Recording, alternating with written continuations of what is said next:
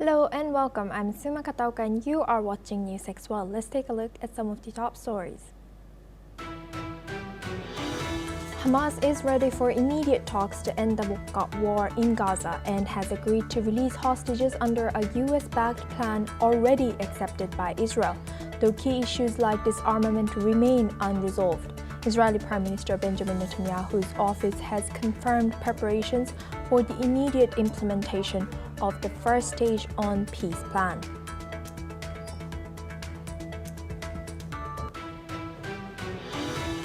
Turkey has said that 36 citizens who were all in the flotilla that was intercepted by the Israeli forces earlier this week are expected to return to Turkey via special flight today, according to Turkish Foreign Ministry spokesperson Unju Keçeli. Gaza Civil Defense has reported dozens of airstrikes and artillery shelling on Gaza City today, despite US President Donald Trump's appeal to halt bombardments. Simultaneously, an Israeli hostage forum has urged Prime Minister Benjamin Netanyahu to begin talks on implementing Trump's Gaza peace plan.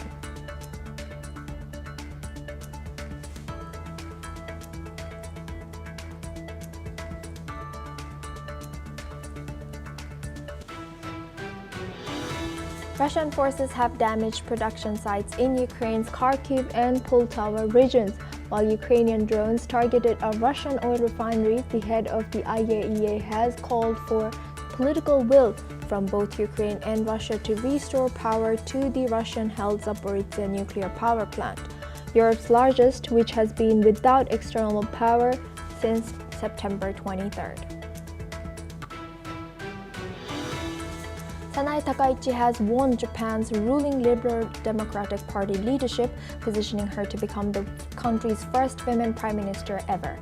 The 64-year-old conservative defeated 44-year-old Shinjiro Koizumi in a runoff and now will face challenges including an aging population, geopolitical tensions, and immigration issues while trying to revive the LDP after it lost majorities in both houses.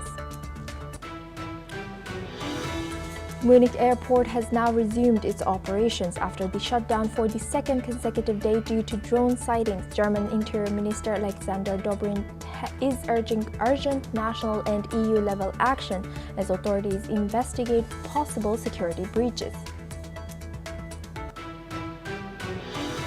The death toll from the Indonesian boarding school has risen to 14 pupils, with nearly 60 students still trapped under the rubble as rescuers deploy cranes and sensors to continue the search. The tragedy has occurred during afternoon prayers on Monday, affecting mainly teenage boys. Czechs voted in a general election with billionaire Andrej Babis leading polls with over 30%. Supporting threatening to shift the country closer to EU's Hungary and Slovakia by halting military aid to Ukraine. Prime Minister Petr Fiala has warned the vote would decide Czech Republic's future alignment, while concerns grow over far-right SPD's rising influence.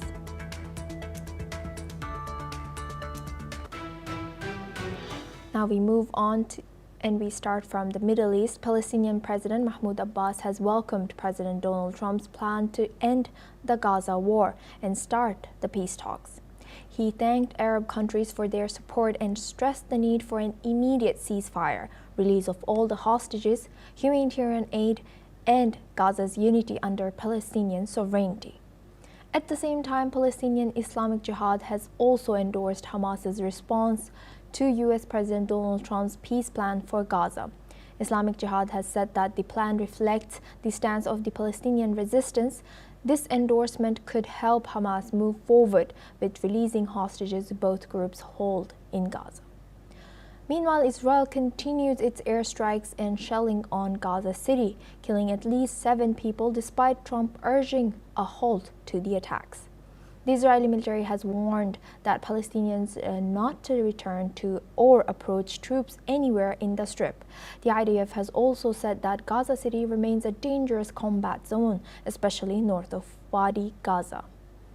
Defense actions, including airstrikes, are ongoing as efforts continue to end the conflict. Now, for this discussion, we're joined by Yossi Cooper-Wasser. He's an Israeli intelligence and security expert, joins us live from Tel Aviv. Thank you, Yossi, for joining us. Now, Yossi, Thank you. Now, Yossi, can you tell us who are this Islamic Jihad? Is this a new group, or was it always there? Who are these, and what is their role in this Gaza situation now? No, this is an old organization that is very close to Iran, and very radical Islamic organization, terror organization, that it is part of the terror groups that conducted the terrorism for activities from Gaza Strip. They took part in the 7th of October attack, and they are very close to Hamas, but even more radical than Hamas, if somebody can be more radical than Hamas. And this is this group. It is led by a guy named Ziad Nahale, who is not in the Strip, he's outside of the Gaza Strip. And as I said, he's very close to Iran. And now, how does this Palestinian President Mahmoud Abbas's view and his comments about President Donald Trump's peace plan, what do you think, what are his main conditions for ending the Gaza conflict? Well, President Abbas is not really important in this respect. He has no say in Gaza, and the plan refers to the Palestinian Authority that he heads, but conditions the involvement of the Palestinian Authority in the future of Gaza by reform that would go along with the reforms demanded from the Palestinian Authority in the peace plan of President Trump back in 2020. And these reforms are far from being implemented, and not when it comes to fighting corruption and weaknesses of the Palestinian Authority, not in the context of their attitude towards Israel, the readiness to accept Israel as a nation, as a state of the Jewish people. So, and stop incitement, stop supporting terrorism, stop paying salaries to terrorists. And there are a lot of conditions that they have to meet before they are going to be involved in ruling Gaza in the future. And nobody really expects this to happen. But of course, he wants to be heard as well. And he too, and like many others, support the Gaza plan of President Trump, because everybody wants to be friends with President Trump. But what he actually means is just the opposite of what President Trump says, what the plan of President Trump says. The plan says that the Palestinian Authority is not going to have a role. Abu Mazen wants the Palestinian Authority to have a role, or at least want to be portrayed as somebody who is interested in having a role. He knows that he's not going to have a role. And lastly, how is Israel responding to President Trump's call for a ceasefire, and what are the implications of continued airstrikes and shelling on Gaza? Well, I don't think that the shellings are going to continue unless the Hamas is going to try to hit us. Then in order to defend ourselves, we might shell the Hamas terrorists who are going to attempt to kill Israeli soldiers. But if this is not going to happen, then there's going to be a ceasefire now. The negotiations about the implementation of the plan, of the Trump plan, are going to begin tomorrow in Cairo. There's an Israeli delegation on its preparing to go there, and there's the American envoy Witkoff is on his way from the United States, and I think by tomorrow the negotiations will start. The Hamas reaction to the plan was no but, although it was put under the disguise of yes but actually it was a no but. But President Trump and Israel and many others decided to look at it as a yes, because let's start negotiating with the Hamas about the implementation of the plan principles, and they can raise all kinds of caveats about how this is going to be implemented on the ground. But let's move forward, especially because everybody wants to see the hostages released as soon as possible. And this is the first stage of the agreement, so everybody wants to see that taking place. And we shall tackle the other problems later on. There are many, because Hamas in its reply did not accept the principle of disarmament of Hamas, did not accept the principle of establishing an international stabilization force that would take responsibility of what's going on in Gaza. They did accept the principle of a technocrat government that's going to take over from them. But this is not enough. They have to disarm. They have to accept the ISF, the International Stabilization Force. Sorry, There's we are still running. a lot of things to Sorry, we discuss. are running out of time for this discussion. But thank you very much for sharing that insight. Please stay with us as we come back to you for our next discussion as well. Now, meanwhile, Canada has welcomed Hamas's recent response to U.S. President Donald Trump's peace plan. Prime Minister Mark Carney has praised Hamas's commitment to relinquish power and release all hostages. He has also thanked President Trump for his essential leadership in the process. Canada has expressed readiness to support the large-scale delivery of humanitarian aid throughout Gaza. Notably, Canada is among the Western nations that have recently recognized a Palestinian state. Now we go back to our guest discussion with Yossi Cooper-Wasser. He's an Israeli intelligence and security expert, joins us live from Tel Aviv. Thank you very much, Yossi, for staying with us. Yossi, what's your reaction about this Canada's statements? Well, Canada, like the United Kingdom and France and other countries that recognize Australia, that recognize the Palestinian state, they want to show that they are in favor of this agreement in Gaza. But basically, what their role is very negative. It's, by showing support to Hamas, they make Hamas more reluctant to accept the conditions put forward in the plan. And by praising Hamas for accepting the plan, when Hamas, as a matter of fact, said no but, not yes but, it's not going to help in the negotiations that are going to be conducted with Hamas in the coming days in Cairo. And it's a pity that this is the position taken by countries in the West. They just cause more trouble and more problems on the way forward. I hope that they will use their leverage in order to convince Hamas to show more flexibility in the talks and not more rigidness. With that, I would like to thank Yossi Cooper-Wasser for joining us and sharing that insight throughout this topic. Thank you. Now we move on to Asia. Officials have confirmed that the death toll from the collapse of the Islamic school building in Indonesia has risen to 14 people. The Al-Khuzini school caved in on Monday during afternoon prayers, trapping hundreds of teenage students under rubble. Rescue teams continue searching for 49 students still missing. 30 ambulances and cranes are on site to assist in the recovery. Authorities received permission from parents to use heavy equipment after earlier efforts found no signs of life. Officials say the death toll is expected to rise as rescuers continue to work tirelessly to find survivors beneath the debris. Let's listen in. Kemudian kegiatan tadi malam setelah ditemukan yang terakhir, ini kita fokus kepada pembersihan secara masif alat berat masuk ke titik yang runtuh.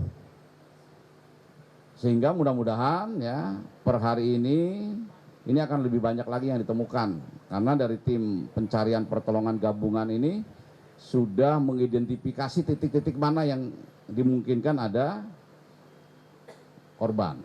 Ya. Kesulitannya adalah korban-korban ini masih anak-anak. Jadi dia belum punya KTP, belum pernah punya disidik jari, begitu. Sehingga salah satu caranya adalah dengan DNA antara lain, ya DNA. Dan jenazah ini kan sudah masuk pada saat dilakukan alat berat masuk itu sudah 3 hari. Ya. Sehingga kita semua tahu karena sudah 3 hari tentu saja tanda-tanda pengenalan secara visual ya itu sudah banyak berubah. Mungkin bagi pengurus ataupun pengasuh di sini datanglah ke korban, perkenalkan gitu. Saya gurunya si A, anak ini baik kelakuannya gini, gitu loh Pak. Memberi dukungan moral supaya mereka ini agak terhibur. Kemarin kita didatangi Bu Gubernur, gitu loh, Pak Wagub. Itu kita sudah terhibur Pak, udah merasa beban kita ini merasa berkurang. Apalagi pengasuh datang ke sini. Saya berharap ada dialog antar wali murid dengan pengasuh di sini. Karena apa? Kita sudah mempercayakan anak-anak kami untuk dididik di sini. Nah, itu pertanggungjawaban seperti apa? Ini bukan bencana alam, Pak. Kalau memang ada human error yang ditimbulkan atas musibah ini, proses itu harus, Pak, dan keadilan harus tetap ditegakkan. Karena ini bukan menyangkut satu nyawa, tetapi adalah puluhan nyawa, Pak. Dan tidak menutup kemungkinan korban-korban yang hidup menjadi pemimpin bangsa ini untuk ke depan. Now we move on to our next news. The shops and businesses were closed in Muzaffarabad, Pakistan. It is the capital of Pakistan-controlled Kashmir yesterday, after several days of violent protests that killed at least 8 people in just 4 days. Protesters waved the flags of Pakistan-administered Kashmir and chanted slogans as they held small rallies in front of the closed shops for a week of unrest, which started on 29 September. Businesses, schools and transports went on strike in response to the protests and have been closed in large parts of the region for the past 4 days. Some protesters have reacted on the situation. Let's listen into what they have said. ये सारे का सारा mismanage government की तरफ से हुआ और उसके बाद जो हाई प्रोफाइल डेलीगेशन आया जिसने मुज़ाकरात अभी जारी हैं जिसके साथ और कल भी उनके साथ मुज़ाकरात जारी रहे और फिर उसके बाद जॉइंट अवामी एक्शन कमेटी का जो वफ़द है वो धीर कोट के मुकाम पर गया जहां पर बहुत बड़ी तादाद में लोग मौजूद हैं जो पूरे आज़ाद कश्मीर से आए हैं, डुडियाल से लेकर बिमर से लेकर मीरपुर और कोटली और राबला कोट और ये सारे लोग वहाँ धीर कोट के से पहले जमा हैं और उसके बाद धीर कोट और बाग के लोग वाला के करीब कुछ तादाद में जमा हैं। तो फिर वहाँ धीर कोट में इजलास मुनक्कद हुआ, वहाँ मुशावरा। हम किसी के ख़िलाफ़ नहीं हैं, हम ना किसी मुल्क के ख़िलाफ़ हैं, ना किसी इदारे के ख़िलाफ़ हैं। पाकिस्तान की मज़लूम, महकूम और पिसी हुई जो अवाम है, ये जो हमारे बुनियादी मुतालबात हैं, ये उनके भी बुनियादी चीज़ें हैं। और एक टाइम आएगा कि पाकिस्तान के मज़लूम लोग, महकूम लोग, पाकिस्तान का गरीब तबका, इनके ख़िलाफ़ इसी तरह जिस तरह कश्मीर मुट्ठी बनकर एक आवाज़ बने वो भी होगा। और इनका इंशाल्लाह मरकज़ जो इन्होंने बनाया हुआ है इन सब करप्ट लोगों का इन तमाम असम्बलियों। Now for this discussion we are joined by Dr. Amzad Ayub. He's a Baloch activist, joins us live from London. Thank you very much, Dr. Amzad, for joining us. Welcome to NewsX World. Now, what are the primary reasons behind this ongoing protests from Muzaffarabad, and how have they escalated over the past week? Well, thank you very much for having me. Actually, for the past 78 years, Pakistan very successfully, I must say, divided our people into tribalism and into factionalism, and our people could not unite, and they took the benefit of our division in order to extract our natural resources, including water and forest, wood and precious stones, coal, lime, you name it. So while they were plundering our region, they did not spend any money on infrastructure development, on jobs creation, or on hospitals, on roads, on schools, and situation was getting worse. 22 million of our people out of 4 million, 2 million have to leave the region in search of work, ended up doing very low jobs in Middle East and Europe. Now what has happened is people have realized that division, tribal division is not going to work, and they have united as a joint. That's why it's called joint.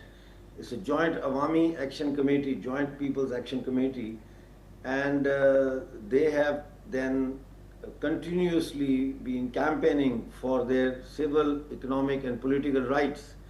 The recent victory has come after we decided that the 12 seats of refugees from Kashmir, Indian Kashmir, who have come here but don't live in the state, they live across Pakistan, those seats should be abolished because they are used by the military establishment to manipulate the POJK Legislative Assembly. So that has been now dealt with, and we have won the war, and we are now finally successful. 600,000 people out of 2 million people came out on the streets this time. There was no room left in Muzaffarabad. People had to be accommodated in Kohala and other nearby, suburban towns. So now the Pakistan government has kneeled down and they have accepted all our demands, and the pensions of the retired members of Legislative Assembly have been abolished. The perks of, as well as these refugees had 8 ministries in the POJK government. Those have been taken away from them, their funds have been frozen, and a committee has been set up to make constitutional amendments so that in future there will be no Kashmiri refugee allowed to take part in the elections. On the whole, it has been a very successful campaign, and we have announced 3 days of mourning for those who have fallen during this protest, rallies and all that. And also we have successfully forced the government of Pakistan to treat those police and FC officials, including ISI officials, who are responsible for shooting our people. So they will be tried under Terrorism Act. Brigadier Faik, who is in charge for all military and police, this barbarity, I think he will be court-martialed. Yes, thank you. Thank you very much, Dr. Amzad Ayub, for joining us and sharing that insight on that topic. Thank you very much. Now we move on to our next news. Moving to Europe, the Czechs have begun the voting for the second round for the general elections, in which the party of self-described Trumpist billionaire Andrej is a front-runner, something that could weaken Prague's support for Ukraine and affect ties with the European Union. The ex-premiers expected to return to power could draw the Czech Republic is an ally of Ukraine, who is closer to EU mavericks Hungary and Slovakia, which have refused military aid to Ukraine and opposed sanctions on Russia. Babis is campaigning in the EU and NATO member of 11 million people on pledges of welfare and halting military aid to Ukraine. Some voters have reacted to the situation. Let's listen into what they have said. Bylo to složité, protože volím úplně něco jiného, co předtím, ale myslím si, že jsem se rozhodla dobře. Já doufám, že by se tam mohl dostat někdo, komu záleží na Česku, ale třeba i na našich spojencích. Doufám, že se tam dostanou nějaký demokraticky smýšlející strany a že se jim povede sestavit nějakou funkční vládu. Samozřejmě tí, co je teď, nějaké věci se i nepovedly, nejsem spokojený úplně se vším, ale věřím tomu, že kdyby se jim povedlo postavit novou vládu, takže se to posune dál a že to bude lepší, než kdyby jsme tam měli znova komunisty třeba. Jsem taková trošku pesimistka, takže uvidím. No. Já jsem starší generace, tak už jsem toho hodně prožila, hodně vím, hodně mám z vlastních zkušeností, no tak jsem taková trošku, jako bych řekla, rozjařená z toho všeho. Takže uvidím.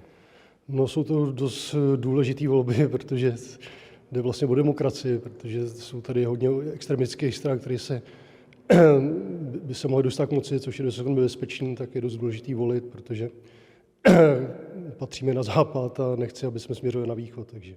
Pan Fiala mě přesvědčil v těch posledních debatách, pan Babiš mi tam přišel už takový unavený, nebyl tak aktivní a akční a silný v těch názorech a v tom přesvědčování, ne, že bych se rozhodoval jako mezi těma dvouma, ale vlastně doufám, že ten směr té republiky bude takový, jak je nastolený, to znamená nějaká kolektivní zodpovědnost, ať už vůči našemu státu nebo vůči tomu evropskému společenství.